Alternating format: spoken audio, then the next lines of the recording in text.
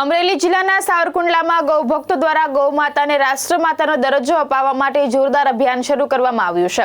દેશવ્યાપી આંદોલનના ભાગરૂપે સ્થાનિક ગૌરક્ષકો અને ગૌપ્રેમીઓએ સરકાર સમક્ષ પોતાની માંગ ઉઠાવી છે। સાવરકુંડલામાં ગૌભક્તો અને ગૌરક્ષકો દ્વારા ગૌમાતાને રાષ્ટ્રમાતાનો દરજ્જો અપાવવા માટે પ્રચંડ હુંકાર કરવામાં આવ્યો હતો। આ પ્રસંગે ગૌરક્ષકો દ્વારા મામલતદારને પ્રાર્થનાપત્ર આપી ગૌમાતાને બંધારણીય સન્માન આપવાની માંગ કરવામાં આવી હતી। દેશના 5733 તાલુકાઓમાં ચાલી રહેલા આ જન આંદોલનમાં હવે સાવરકુંડલાની જનતા પણ સક્રિય રીતે જોડાય છે, જેના કારણે અભિયાનને વધુ બળ મળ્યું છે। ગુજરાતના 267 તાલુકાઓ સહિત અમરેલી જિલ્લામાં પણ ગૌસેવા મંત્રાલયની સ્થાપનાની માંગ સાથે ગૌભક્તો મેદાનમાં ઉતર્યા છે। આંદોલનને દેશભરમાં વિશાળ સમર્થન મળી રહ્યું છે અને કરોડો ગૌપ્રેમીઓ મિસ કોલ દ્વારા પોતાનું સમર્થન નોંધાવી રહ્યા છે। સાવરકુંડલામાં યોજાયેલા આ કાર્યક્રમ દરમિયાન ગૌભક્તોમાં ભારે ઉત્સાહ અને ઉમંગ જોવા મળ્યો હતો। મારું નામ ભાવિન ગોરડિયા છે। આ સર્વે અમારા ગ્રુપ મેમ્બર છે।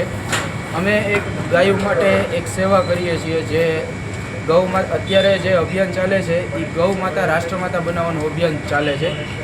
અત્યાર સુધીમાં અમે 6400 જેટલા તાલુકામાં અને જિલ્લામાં આવેદનપત્ર આપેલું છે। અત્યારે ગૌ માતાની પરિસ્થિતિ બહુ કપરી છે। જે અત્યારે હેરાન થાય છે, કતલખાને જાય છે, પ્લાસ્ટિક ખાય છે। એની માટેનો કોઈ કડક નિયમ આવે તે માટે અમે એક મામલતદાર સાહેબને આવેદનપત્ર આપેલ છે। જેના નિયમ કડક થાય તેની અમે સાહેબશ્રીને અમે અપીલ કરીએ છીએ કે આ ગૌ માતા માટે નિયમ કડક થાય। આ કાર્યક્રમ સર્વ સાધુ સંતો દ્વારા કરવામાં આવેલો છે। 7 તારીખ જ્યારે સાવરકુંડલા તાલુકામાં એક ગૌ સંવર્ધન ગૌ રક્ષા કે લીએ માટે જે કાંઈ અભિયાન રાખવામાં આવ્યું છે, આજ મામલતદાર કચેરીની અંદર આવેદનપત્ર પણ આપ્યું છે। હું મહામંડલેશ્વર મસ્તરામ બાપુ બોલું છું અને કાયમને માટે રાષ્ટ્રપતિ સુધી, વડાપ્રધાન, મુખ્યમંત્રી સુધી આ અહેવાલ પહોંચે એવી મારી પ્રાર્થના છે। અને ગૌ સંવર્ધન ગૌ રક્ષા આજે 39 પ્રજાતિઓમાંથી 3 પ્રજાતિ બિલકુલ લુપ્ત થઈ ગઈ છે। જ્યાં સુધી ગાયો આ પૃથ્વી ઉપર નહીં હોય ત્યાં માણસનું જીવન અસ્તવ્યસ્ત હશે, એનું શરીર સારું નહીં રહે।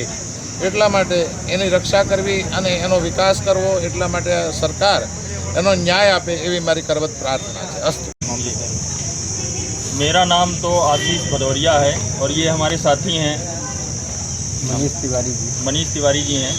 हम लोग वृंदावन से साधुओं के आज्ञा के द्वारा यहाँ आए हुए हैं। सभी साधुओं और संतों की आज्ञा से यहाँ पे ज्ञापन दिया जा रहा है। आज 7 मई को यहाँ पे निर्धारित किया गया था, संतों ने तारीख निर्धारित की थी। समस्त भारत में करीब 5700 कुछ तहसीलें हैं, जिनमें एक साथ 27 अप्रैल को एक ही समय पे ज्ञापन दिया गया है। उस ज्ञापन के माध्यम से सरकार को प्रार्थना की जा रही है। सभी संतों का विचार है और कि माननीय मुख्यमंत्री जी को, माननीय प्रधानमंत्री जी को, माननीय राष्ट्रपति जी को, माननीय राज्यपाल जी को तहसीलदार जी के द्वारा माध्यम से गांव के और शहर के जितने भी लोग हैं सबके हस्ताक्षरों को द्वारा वहाँ पे सारे माननीय मुख्यमंत्री जी, माननीय प्रधानमंत्री जी, माननीय राष्ट्रपति जी, माननीय राज्यपाल जी को यह दर्शाया गया है कि जो है कितनी संख्या में लोग चाहते हैं गौ माता को राष्ट्र माता बनाया जाए, जिससे वो रोड पर ना घूमें, पन्नी ना खाएं। उनके लिए कत्लखाने जो चल रहे हैं सरकारी और गैर सरकारी वो बंद किए जाएं। पूर्ण रूपेण ऐसे नियम बनाए जाएं कि अगर गौ माता के लिए कोई गलत कार्य करता है तो उसे मृत्यु दंड के समान जो है नियम बनाने चाहिए और ऐसी कड़ी सज़ा देनी चाहिए कि भूल कर भी कोई दोबारा ऐसे कोई गलत काम गौ माता के लिए ना करे।